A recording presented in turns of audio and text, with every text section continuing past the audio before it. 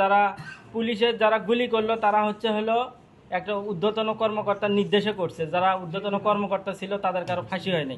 এই ক্ষেত্রে আমাদের অসন্তুষ্টি আছে। তাদেরকে মৃত্যুদণ্ডের রায় শোনানো হয়েছে এবং এখানে যারা পুলিশের ঊর্ধ্বতন কর্মকর্তা ছিল আরও কয়েকজন, তিনজনের যাবজ্জীবন সাজার কথা বলা হয়েছে এবং বাকি আরও কয়েকজন আছে তাদের শাস্তি কম হয়েছে। এবং আমরা এখনও এই মামলার রায়টা অতটা পর্যবেক্ষণ করতে পারি নাই, পর্যালোচনা আমরা ভালোভাবে বুঝে তারপরে স্যারদের সাথে পরামর্শ করে এই সামনে আবার এটা মামলার আপিল করার ব্যাপারে আমরা আগে নিজেরা বুঝি, তারপরে এটা আমরা করব। শিয়া বাটার ও ভিটামিন সমৃদ্ধ লিলি বিউটি সোপ, তারুণ্যময় উজ্জ্বল ত্বকের জন্য।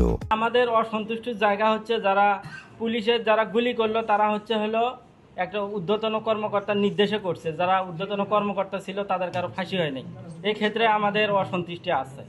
আমরা অবশ্যই আমরা এটা আপিল করব। এটা হত্যা মামলা যদি আমরা ন্যায় বিচার পাই তাহলে প্রতিষ্ঠিত হবে এই বাংলার মাটিতে ন্যায় বিচার, আমরা মনে করি এবং দেশের সকল মানুষই মনে করে।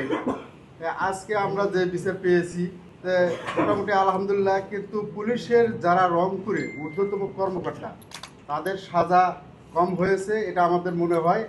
এবং ছাত্রলীগ সভাপতি যে পমেল বড়ুয়া ছিল, কিন্তু তার ফাঁসি হওয়া দরকার ছিল।